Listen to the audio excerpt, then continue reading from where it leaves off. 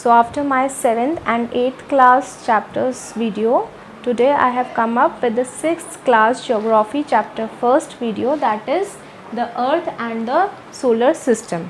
So in this chapter we are going to study this chapter into 7 heads. I have divided the chapter into 7 major headings. First is what is the universe, we will study about it in detail. Second, celestial bodies and its types.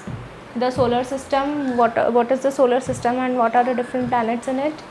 Next is the sun. Fifth point, the planets. Sixth, the earth, a unique planet. And seventh is about the moon. Topic which we will start is the universe. What is the universe? Everything that occurs in the space is known as universe.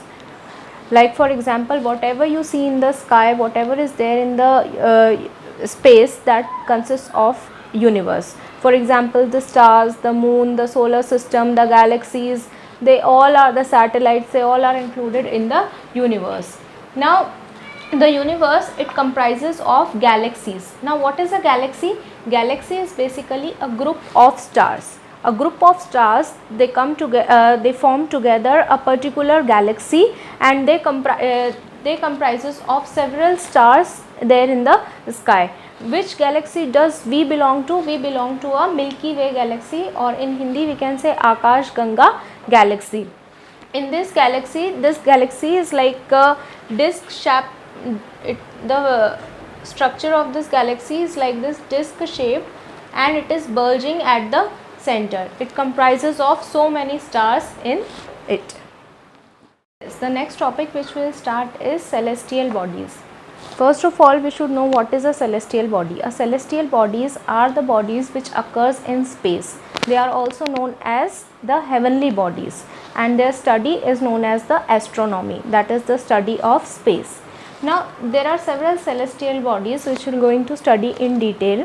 Majorly we will study about 6 major types of celestial bodies here. First is the stars, second the planets, third satellites, fourth what are asteroids, and fifth is meteoroids, and sixth is comets. So we are going to study about it in detail. First of all, stars. What is a star? The stars are large celestial bodies which occurs thousands of kilometers away, and they have the light of their own. They are known as the stars. Now what are stars made up of? Stars are made up of several gases. Now these gases like helium, the gases which burns and which are having the higher temperatures, the stars are made up of such gases. We see stars that they twinkle, but actually they don't twinkle. We see them twinkling. Why? Because they are located thousands of kilometers away, and when the light from the stars, it passes from them, it passes through a lot of layers of the atmosphere. So while it comes to us, it appears as if the stars are twinkling. Next point, the closest star to the earth, that is the closest star which we can say located nearest to the earth, that is the sun. The sun is also a star. After the sun, which is the closest star located to which is visible to us, that is the Proxima Centauri. That is the star which is second nearest to the earth. Next is the distance from the stars to the earth is measured in a light year. Okay, light year is the unit we can say in which we measure the distance from the sun or from the celestial bodies to the earth. Next is the group of stars, they form a constellations. Constellation is basically a pattern which a number of stars together they form. That is known as a constellation, and you have so many constellation we remember, like Saptarishi, it is the group of 7 stars, Orion, Scorpio, they are basically the constellations.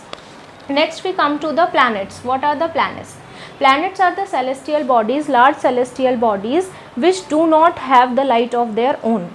They appears to us, they appears to us. Why? Because the heat or the light from the sun, it blows on them, and when the light it goes to the planets, we can see the planets. Otherwise the planets, they do not have the light of their own. The meaning of the word planet is wanderer. Wanderer means anything which roams around or which moves. Next is planets. They causes two movements. First is the revolution and the second is the rotation. Revolution means when the planets they move around the sun, that is known as the revolution, and rotation when the planets they move on their own axis, that is known as the rotation of the planets. Now the third celestial body which we study is the satellites. Now the satellites are the celestial bodies which move around the planets. All the bodies or all the celestial bodies which move around the planets, they are known as the satellites. Satellite, the meaning of satellites is the junior companion. Junior companion means for example the planets are there. Now along with the planets or around the planets, the celestial bodies which occurs, they are known as the satellites. So that is why they are also known as junior companions. Like planets, satellites also don't have the light of their own, and there are a number of artificial satellites which are made by the human beings, like the NASA, the Aryabhatta, and we have this one more satellite which is launched, Aryabhatta 1, Aryabhatta 2. Such satellites which are human made, which are made by the humans to gather the information from the space.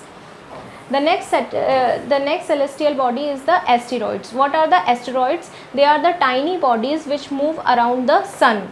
Now the small bodies or the small pieces of rocks or the small particles which move around the sun, they are known as the asteroids. They occurs between the orbits of Mars and Jupiter. These are the two planets in which we can see the asteroids moving around the sun. They are also called the planetoids. The other name of the asteroids are known as the planetoids. And the last ones are the meteoroids and the comets. They are basically the small pieces of rocks, gases and dust particles which move in the space, which revolve around in the space. They are also known as the shooting stars. The small pieces of rocks, meteoroids, are also known as the shooting stars. Now why they are called the shooting stars? Because when they hit the surface of the earth, because of the high temperature gases, they burn. So it occurs as if they are shooting, as if a light blow of a bright light it occurs from them. So that's why they are also known as the shooting stars. And when they fall on the earth, such meteoroids are known as meteorites.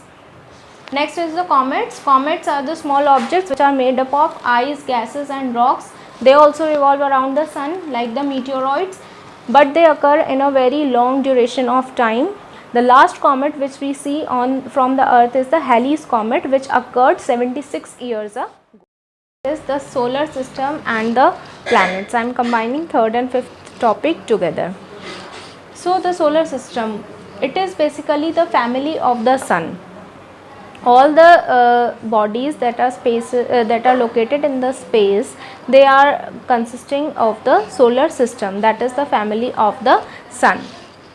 The sun and the 8 planets, they make up our solar system. Now these planets, how they are intact their position due to the gravitational pull of the earth, or due to the gravitational force. So other than the sun, we are having 8 planets in the solar system. Earlier we were having 9 planets. Pluto was also the part of the solar system, but now it is considered as the dwarf planet. So let's see here. The first thing, the sun, the first part of the solar system is the sun here. After the sun, the nearest planet to the sun is the Mercury. Mercury is also the smallest planet. So Mercury is the planet which is closest to the earth. It takes Mercury 88 days to complete one revolution around the sun, and it does not have any natural satellite of its own. The second planet is the Venus. Venus is the second planet from the sun, and it also does not have its own satellite. It is the brightest planet, we can say, in the solar system, and it is also known as the evening star or the morning star. Next up we have is Earth. Now Earth is the only planet in the solar system which supports life. Because of the atmosphere, because of the presence of water, because of the favorable atmosphere and environment on the Earth, it is possible for us to live on the Earth, and also gravitational forces there on Earth. Next up we have is Mars.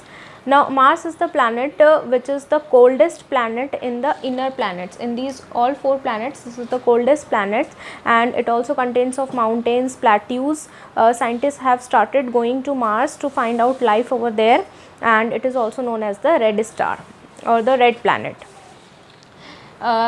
After Mars, we have several celestial bodies like asteroids and meteoroids. As I already told you that they are the tiny objects of rocks and gases which revolves in the solar system. The 5th planet we have is the Jupiter. Jupiter is the largest planet in the solar system. It has rings around it, and it has its natural approx 63 natural satellites in the Jupiter. Apart from that, it is the largest planet in the solar system. The 6th planet we have is the Saturn. Saturn also has the rings around it. It is Saturn has 30 natural satellite of its own, and after Saturn we have Uranus. Uranus is also having the rings around it, but we cannot see. The rings are made up of ice or the debris. Uranus is having 21 natural satellites of its own. And the last planet in the solar system is Neptune. Neptune is basically made up of the gases, and it is having 8 natural satellites of its own. It's the last planet of the solar system. It takes around 164 years for Neptune to complete one revolution around the sun. So these 4 planets in the starting, these are known as the inner planets, and the last 4 planets of the solar system, they are known as the outer planets. Pluto was also a part of solar system earlier, but after after seeing the properties of Pluto, the scientists have discovered that Pluto does not match up the necessities which is to be there for the planet. So now it is known as the dwarf planet, or it is also referred to as a comet nowadays. So this is about the solar system. 8 planets: Mercury, Venus, Earth, Mars, Jupiter, Saturn, Uranus and Neptune. These are the inner planets and they are the outer planets. The Sun. Now the Sun is the biggest celestial body in the solar system. The Sun is basically the main source of heat and light for all the planets in the solar system, for all the natural satellites as well. So that is basically the biggest celestial body in our solar system. Its diameter is about 100 times larger than that of the Earth's diameter. So now you can imagine that how big a Sun is. Next, the Sun is located 150 million kilometers away from us. So that is why the Sun appears to be a small ball in front of us when we see from the Earth. Why? Because it is situated very far away. The distance from the Earth and the Sun is very high. That is why we see it as a small ball. Next is it is made up of hydrogen and helium. Now these are the 2 gases of which the Sun is made up of, and these both the gases, they have the very high temperatures. That is why it emits a lot of heat and energy from the Sun that we receive on Earth and in other planets in the solar system. Next is Nicolaus Copernicus. He was the astronomer who has given us the current model or the present model of the solar system. Earlier people believed that the Sun and the other planets, they revolve around the Earth, but this person, he has given us the fact that all the planets revolve around the Sun. So this person has given us the present model of the solar system. Yes, our next topic is the Earth, a unique celestial body. First of all, we should know what is the shape of Earth. The shape of our Earth is in the form of a geoid or a spheroid. What is a geoid or spheroid? It is basically a shape in which we have a circular shape, and the 2 tops, that is the bottom and the top part, they are flat. The top and bottom, they are flat, and it is slightly bulging at the center. So this is basically the shape of our Earth, that is a shape of a geoid or a spheroid, flat at the top and the bottom and bulging or in a circular shape in the middle. Now these are the 3 features which makes life possible on earth. First is the optimal distance from the sun. The earth is located at an optimal distance from the sun, that is neither too far away nor too closer. That helps in maintaining an average temperature on the earth, that is 14 degree. It maintains the average temperature on the earth, that is 14 degrees Celsius, which is crucial for life on earth. So that is an important part or the important point, that it is having an optimal distance from the sun. Next is water, the availability of water. Our earth is the only planet where water is available in the glaciers in the form of water vapors, rivers, etc. No any other planet is having water on their surfaces. That is why the availability of water makes the life on the earth possible. And the next is atmosphere. Our earth is being surrounded by a blanket of atmosphere. Atmosphere is basically the various gases like oxygen, carbon dioxide, hydrogen, helium, so nitrogen. These are basically the gases which supports life on the earth. On any other planet, atmosphere is not there. So that is the major point, major merit of the earth that makes life possible on earth. The moon. Now the moon is a celestial body which does not have the light of its own. It reflects the light which it gets from the sun. It is also our nearest neighbor. That is, the distance from the earth to moon is 3,84,400 km merely. So that is the nearest neighbor to us. It is the only satellite of the earth. Earth has only one natural satellite, that is the moon. Next point is the diameter of the moon is 1/4 of the earth. That means if we take the whole earth, that only 1/4 distance or the diameter of the earth, that is the whole distance of the moon, or that is the whole diameter of the moon. Next up is it takes 27 days to complete one orbit around the sun, and that is the same time that it completes one rotation on its own orbit in 27 days. This much time it takes to complete one orbit around the sun. Next is the phases of the moon. Phases means the moon changes its location, or moon changes its directions.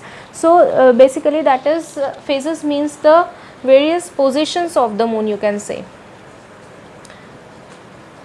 And why the positions or the phases of the moon it changes? Because of its movement in between the earth and the sun. So there are two phases. First is the new moon phase, and the another is the full moon phase or the Purnima. In the new moon phase, what happened? The sun, it comes in between the earth and the moon, it comes in between the earth and the sun. So the side which does not faces the side which is facing the sun, that will be lighted, or we can say that it is glowing, and the other part which is visible to the earth, that will not be having any light. So there would not be any moon and on that day. So that is basically the new moon day, or you can say Amavasya. In that time there is no moon in the sky. And next we have is the full moon. In the full moon, the side of the moon, it faces towards the earth, and the moon, it occurs in the full shape to the earth. So that is basically known as the full moon day or the Purnima days, in which the moon occurs to be occurs in its full shape, or you can say you can see the full moon on that day. So that is basically about the chapter. If you have any doubt, leave it in the comment section, and do like, share and subscribe my videos. Thank you.